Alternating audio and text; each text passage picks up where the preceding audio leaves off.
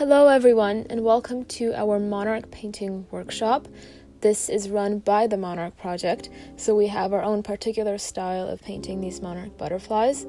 For those of you who don't know, the Monarch Project is a nonprofit based in Sonoma County, California, and it's centered around youth and art and activism. So a big part of our work is about highlighting social justice issues through art. So welcome, and I hope you enjoy. I know some of you have these kits provided, so you have some of these supplies, but if you don't, you can find them just around anywhere.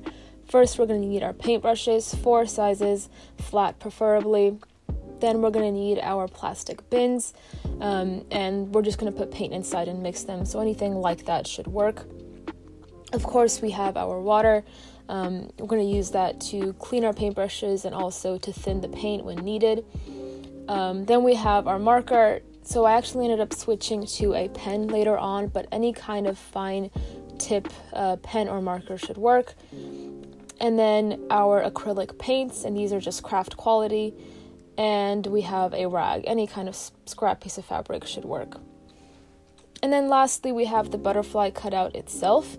This should be provided to you, and if it's not, then you can just use a piece of paper and kind of copy this outline. So we're going to start by mixing our most important color, which is our orange. So grab a plastic bin and some red paint, put a drop in there to start, and then make it lighter with the yellow. It goes a long way. The red is pretty dominant. And you can adjust this to any shade that you like. I personally like to go for kind of like a deeper, darker orange. So you can even add some black in there. If you have other paints, feel free to experiment and see what you like. And of course, be sure to mix that really well so it's one consistent solid color.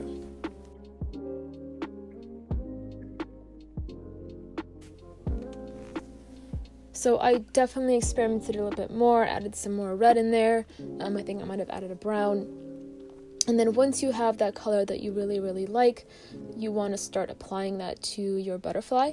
And I suggest starting from the center and just follow the motion, the pattern of the wings. So it starts small in the center and you work your way out. And it's actually really important the way that you apply the paint at this point, because even if you are laying down a flat color, which is what we're doing, the way that you apply the paint is going to have an effect on your final piece. So you want to kind of use that energy, follow the flow to keep it nice and smooth. Start from the center, work your way out. If your butterfly already has the patterns drawn in, just follow that shape. Even though you're mostly going to be going over that, it'll still be helpful later on. So even if you have 2 spaces that are almost touching, like the way that we have here, following the shape of your particular part is going to be helpful in adding the black outline, which is going to be the next case. And I suggest avoiding kind of like big globs of paint, so you want to have it pretty flat and pretty thin. But if you do leave those in there, that can also have a cool effect, so it is up to you. And be sure to add some water in there if it's getting too thick, and get new paint. So as we're painting this part, I want to talk about why we chose the monarch butterfly as our symbol, because not only are these creatures incredibly beautiful, they also carry, a huge range of meanings and represent a lot of different things. So for us, it started with this idea of immigration, right? Because monarch butterflies have amazing migration patterns where they travel from South America to North America and make incredible journeys, and borders can't stop them. And they represent the kind of freedom that, I wish we had in this country as immigrants. So that was the initial meaning. And then, of course, these monarch butterflies, they all have very, their patterns, they look very similar, but each one of them is different and unique. And I think that also represents the fact that immigrants, although we share a collective narrative, no 2 stories are identical, and we are just as diverse as, the rest of humanity.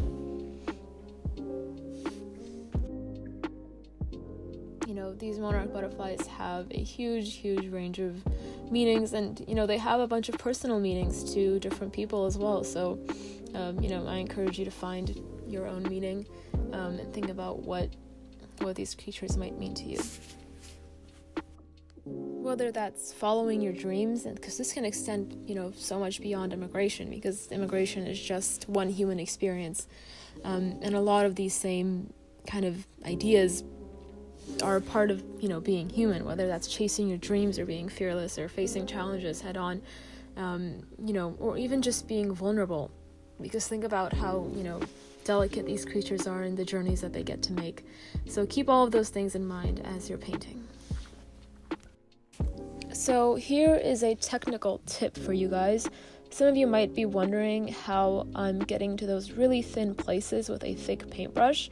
And there's kind of two secrets to that. One of them is that my paintbrush is very flat. So it has a thin side and a thick side. And when I'm in the center, when I'm trying to get those really thin places, I have my paintbrush kind of twisted to its side so that its thin side is what's making the paint stroke. And I'm also, very light in my motion. I'm not pressing down very hard. And then as I want to branch out and make it thicker and cover more space, I press my paintbrush down harder, and I also twist my paintbrush to the side so that its thick side is what's making the stroke at that point. So now we're going to be adding in the black of the Monarch butterfly. So just get some black paint in your plastic bin, and start from those really big flat spaces, leaving about 1/2 inch of a margin from the edge of your cutout if it's like mine. We're just going to fill in those really big spaces first.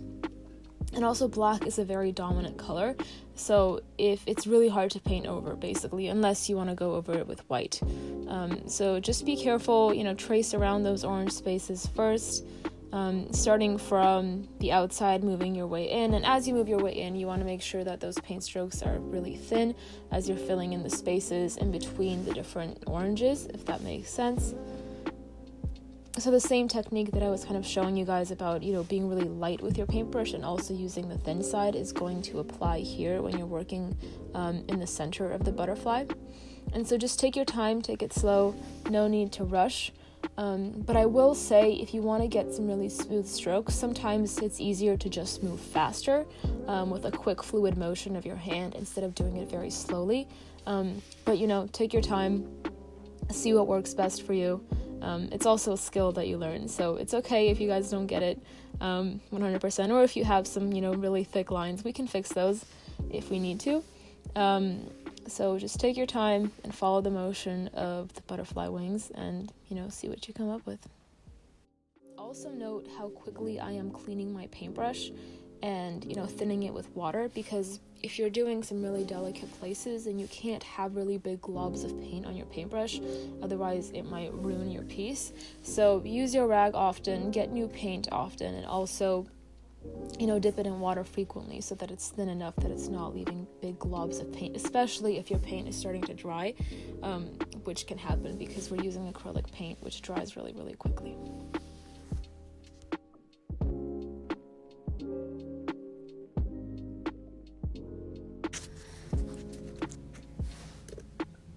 So now what we're going to do is prepare our butterfly for the next step by making sure that this first kind of layer is really strong. And we're going to do that by going over the black, going in between the lines, and really making sure it's nice and solid. And we're also going to do this with the orange, but I recommend waiting for the black to dry.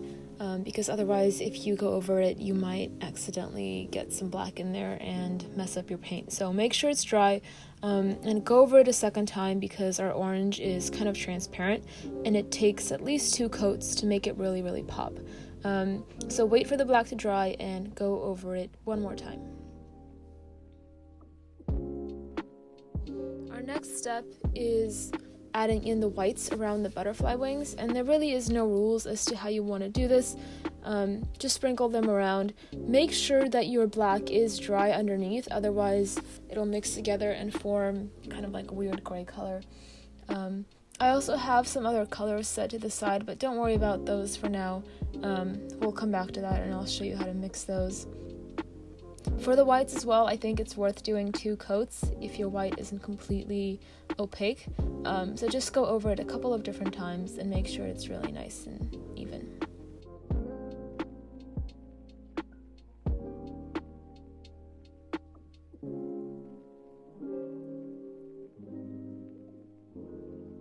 And don't be afraid to go back and make adjustments. For example, I decided that I wanted to have some of my black spaces be a little bit bigger, so I adjusted those. And at this point, it's completely up to you as to what kind of shapes or patterns you want to add to your butterfly. Just have fun.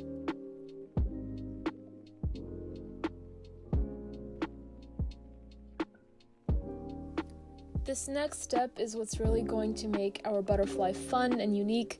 We're going to choose 2 colors to add to our butterfly wings. I highly recommend starting with just a red and a yellow, because those are really easy to mix into the orange. And you can mess with these colors, adjust them. I like to go for a darker red, which is what I'm mixing right now. I'm also adding some brown in there. If you have that, a dark red and a light yellow work really well. If you want to be super adventurous, you can go for a blue or a different color, but for beginners, I suggest going with red and yellow. So now that we have our colors mixed, you can start applying these colors. I like to start with my darker, which in this case is my red, and just trace the kind of outer portion of the orange spaces. Just go and outline it. Make sure your paint is kind of watered down, because that'll help it really mix into the color underneath it and make it really fluid. Otherwise, it will look very choppy, and you want to, make sure that they mix together really well. So once you have your red done, go in with your lighter color, which in this case is my yellow, and this is really going to make it pop. So start from the inside, move your way out, and don't be afraid to let these colors mix together. So let the red and the yellow mix together on the edge, and it's usually nice to leave some of the orange space in the middle visible, and just kind of let them mix together and have fun. And go over it a couple of different times, make it as bright or as muted as you like. Also, I suggest adding some to the whites on the outside. This really ties the butterfly together and makes it seem cohesive, just to have a splash of color all around your butterfly. To give you guys a closer view as to how I'm applying these colors, you can see how watered down my red is, and because of that, it's leaving all of these kind of natural patterns and shapes and uneven places, and I think those can be really fun. And then I'm adding in the yellow. Notice how the red and the yellow are actually mixing together at this point, to make this like really soft pink color. And the yellow too is also super uneven, but I personally love leaving those in there. And it's those imperfections that makes these butterflies really fun, just watching the colors interact and play with each other.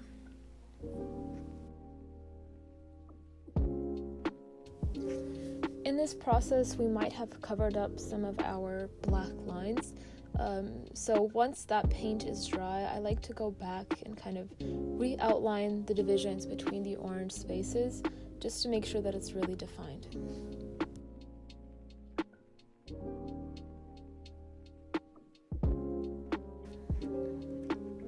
So once you are sure your paint is completely dry, 100% dry, because otherwise you will ruin your marker or pen, we're going to add kind of the signature touch of the Monarch Project, which are these words inside the butterfly.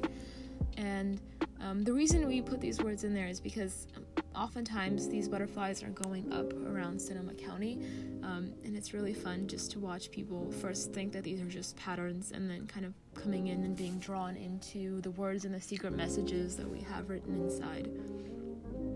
I start with the word dream first and foremost, because I think it's both kind of a universal idea and I think the ultimate goal in everyone's life. And it also pertains specifically to immigration, because I think that's why people immigrate. It's about finding equal opportunity and being able to reach your fullest potential, not being held down by cages, walls, and borders. But beyond that, it is completely up to you. What words inspire you? What are you dreaming about now? What do you hope for? I know it's been, an interesting year to say the least, and it's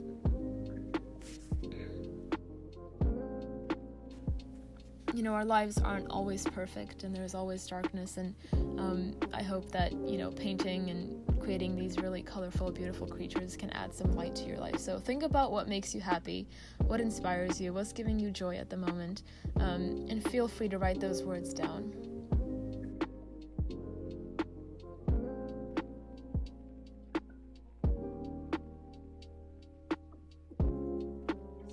To the specific way that I'm adding the words in is, the lines are super thin, so they're almost barely visible, and you just want to kind of fold them into the wings. So I like to follow the motion of the patterns that are already in place.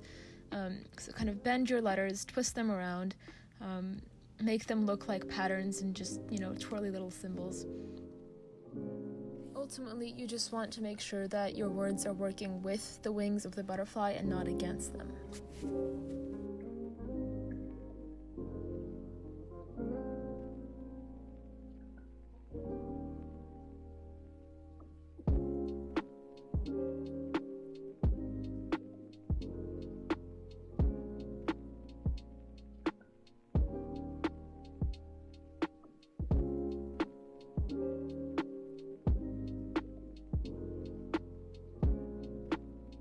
So the last thing that we have to do as we're finishing our project is sign our butterflies, like the artists that we are. Even if you had never picked up a paintbrush before this project, I now officially name you an artist. Congratulations. And our Monarch butterfly is complete. Thank you everyone for joining us in this workshop. I really hope you had fun. I'd love to see what you came up with, so if you post this on social media, please be sure to tag us or use the hashtag @SoCoMonarchProject.